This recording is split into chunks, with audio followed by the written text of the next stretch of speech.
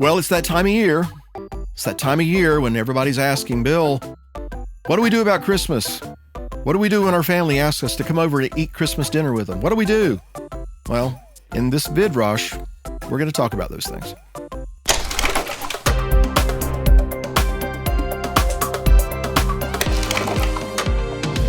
Hello, everybody. This is the first of what we hope to be many of our sessions.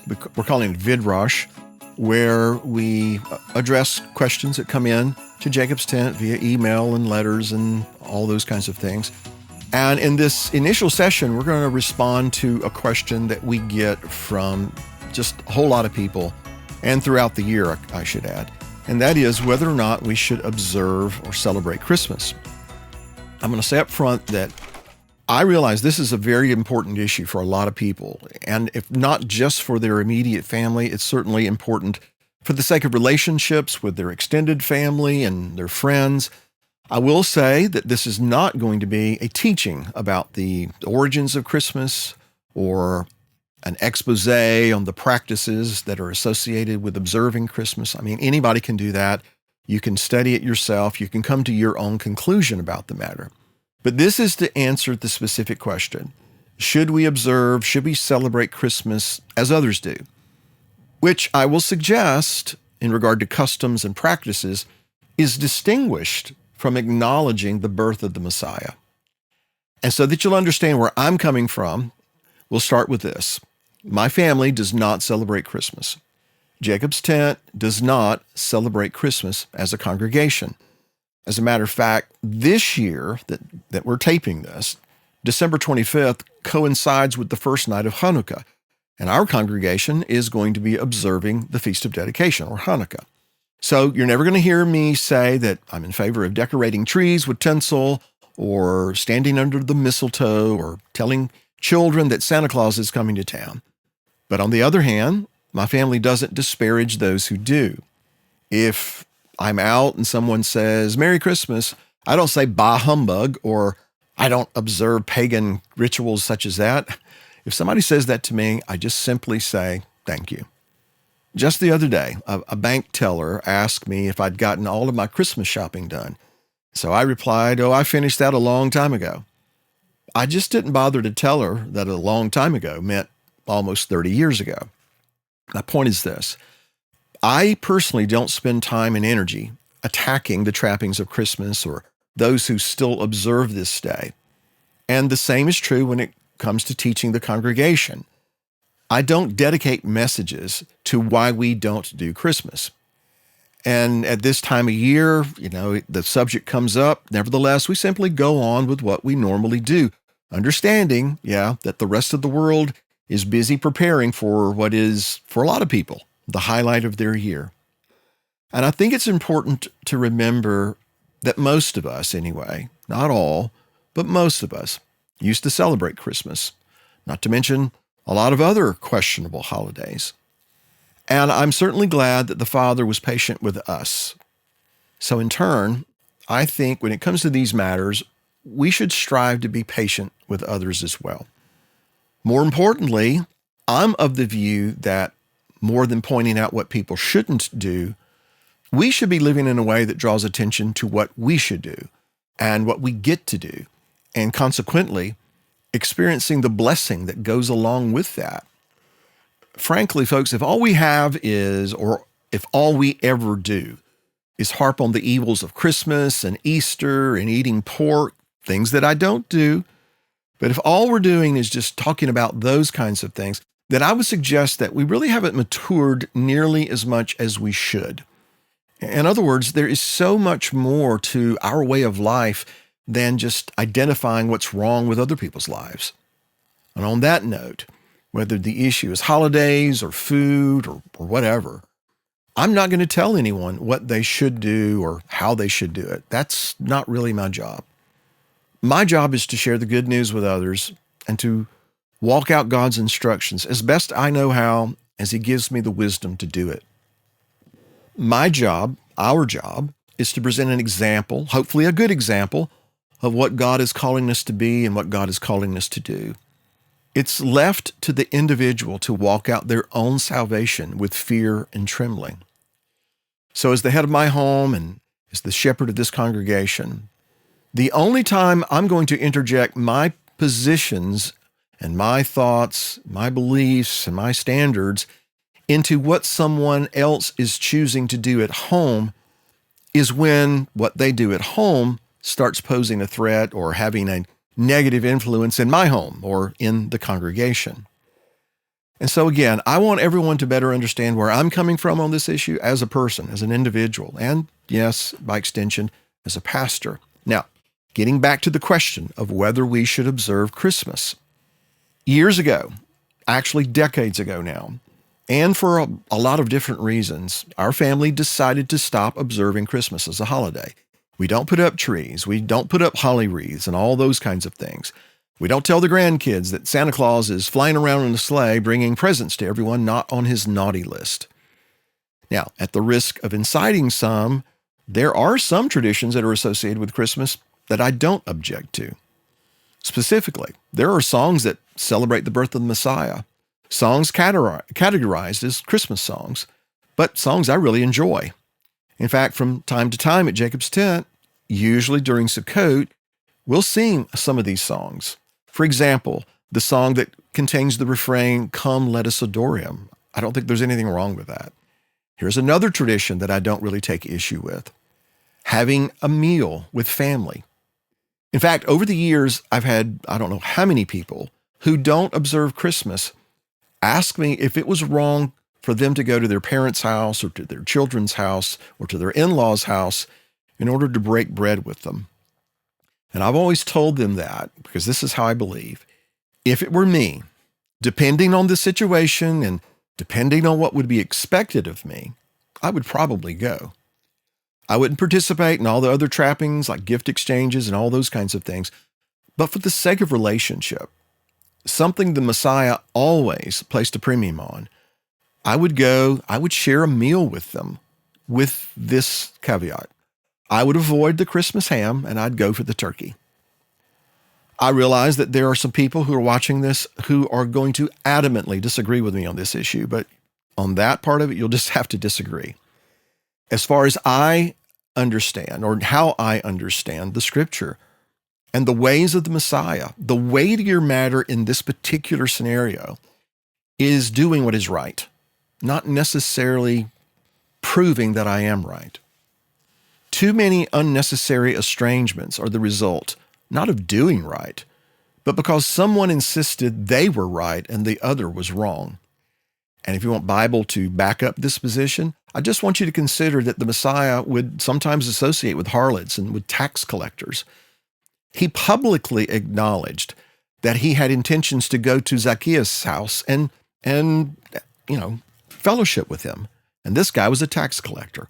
Paul walked and talked among idolaters in Athens. Neither one of them condoned doing wrong. Neither compromised on the truth. They just focused on doing what was right, which included, at times, being a light in places that needed that light to shine. The very reason the Messiah came to the earth, initially as an infant born in Bethlehem, was to restore relationships. First, man to God and God to man, and then to restore the broken relationships within humanity. More specifically, as Paul rightly points out, Messiah was born to minister reconciliation, to bring those who are estranged from one another to the same table, in a manner of speaking. In his letter to the Ephesians, Paul noted that the reason circumcision, as he referred to them, and those regarded as uncircumcision, the reason they were presently estranged is because, generally speaking, both think they're right. Messiah came to do what is right, and then being able to present both circumcision and uncircumcision as one body to the Father. So let me tell you a personal story to kind of make this point. It's been about 30 years ago, and I was convinced that it was wrong to celebrate Christmas. And so one day I came home, I told Beth that from this point forward, we're no longer going to celebrate Christmas. She didn't take it very well, quite honestly, and rightfully so, because she wasn't where I was at that point. I may have been right in my conclusion, but I was terribly wrong in my execution. I wasn't leading my family in this issue. I was leaving my family behind to play catch up if they could or if they wanted to. Because, for Beth, Christmas was the one time of year that her family, when she was growing up, actually got along. And I'm not going to go into the details of that. But some of Beth's younger years weren't happy ones, at least not in a familial setting. And so a lot of her warm fuzzies as a young person were connected to Christmas. And I just didn't really appreciate that. It wasn't that she was sold on all of the decorations and the trappings. It was that she longed for the closeness of family that, at least in her experience, Christmas provided. And so, by the way, I should point out that many, many, many years ago, Beth determined to find out on her own whether or not Christmas was something that we should honor. And she studied, she prayed, and she came to the conclusion that I did. And so then as a family, we didn't celebrate Christmas anymore. We didn't acknowledge that particular day as being sacred. Now, initially, it created a little bit of a pushback from some family, not all. And the pushback we got wasn't really enough to create a chasm in our relationships. In fact, we worked very hard to make certain that it would not. And so then my point is, if we're not careful, our zeal for something can provoke us to be completely wrong in how we go about trying to do right. And so I think we need to strive to avoid that kind of a situation. Remember, there are a lot of good and decent people who genuinely love God, who still celebrate Christmas, and we should keep that in mind, even though we may strongly disagree. In short, we need to be those who bring light to others. We need to be those who are a light to others, not a blight to others. And many of these truly good folks are just as convinced that Christmas marks the birth of Messiah as you and I are that it does not. Well, Bill, don't they know that the origins of Christmas are steeped in the pagan festival of Saturnalia? Maybe they do. I don't know. Maybe not. Well, but then there's the argument on the other side that some present that says Saturnalia was not as widely celebrated as we imagine until the 2nd and 3rd century AD. In other words, long after some early Christians landed on December 25th as the birth of the Messiah. Now, I want to be very clear about this. Don't hear what I'm not saying. I'm not promoting that argument. I have issues with it, frankly. However, I am trying to point out that for every argument against the celebration of Christmas, someone can offer a rebuttal with their reasons why they should celebrate Christmas. In other words, this has been and it will continue to be a contentious issue, one of many if we stop and think about it. But instead of arguing with family and friends, I choose to do what I believe to be right in the hopes that it will provoke interest, it might lead to meaningful conversation, and hopefully it'll promote relationships, better relationships. But Bill, there is nowhere in Scripture that we are commanded to celebrate the Messiah's birth, and that is absolutely true. But for that matter, Scripture doesn't command us to celebrate Hanukkah or Purim. And frankly, there are people who get their nose out of joint that some of us do observe those things. But while there is no command to celebrate Yeshua's birth, there is a fair amount of Scripture dedicated to the events leading up to his birth and the events that occurred when he was born. So obviously, it was considered important for us to know these things. And I believe primarily because his birth was the fulfillment of prophecy. God was specifically announcing to the world that he kept his promise to bring the seed of the woman into the world, the one who would destroy the works of the devil and reconcile man to God. That's why when Simeon and Anna saw the infant child in the temple, remember, they rejoiced. They celebrated. They celebrated the fact that he was here. They acknowledged that his birth would initiate events that did eventually lead to the spreading of the good news by which you and I have now come into the knowledge of the God of Israel. And in my book, that's something to be celebrated. Now, on that note, I personally believe that Sukkot is the time of the year Messiah came into the world, which is all the more reason to observe this and all the other appointed times. And for the record, if Yeshua was born during Sukkot, and I believe he was, then it's possible that Mary may, I want to underscore that word, may have conceived during Hanukkah, which is typically in December. At the end of the day, when he was born is not nearly as important as the fact that he was born, or shall I say, he came into the world. And he came into the world to save his people, including me and including you. And for that, I'm grateful. Not only that, if people are more inclined to hear that message at this time of year, why wouldn't we be more inclined to share the good news? Share what we understand, and in love and with patience. Why wouldn't we be committed to doing that, as opposed to be those who go out and point out everything that they're doing is wrong? Think of it this way. Paul used the Athenians' desire to acknowledge the unknown God as an opportunity to introduce them to the one true God, the God of Israel. And his encounter with them wasn't one in which he felt compelled to point out how and why they were wrong. Instead, he pointed them to the one who is the author of right and wrong. Now, is there a time and a place to point out people's errors? Yes, there is. But only after we've removed the log from our eye. And sometimes that log is religious arrogance, plain and simple. So then, to be clear, there will be no evergreen trees decorated with tinsel in our house.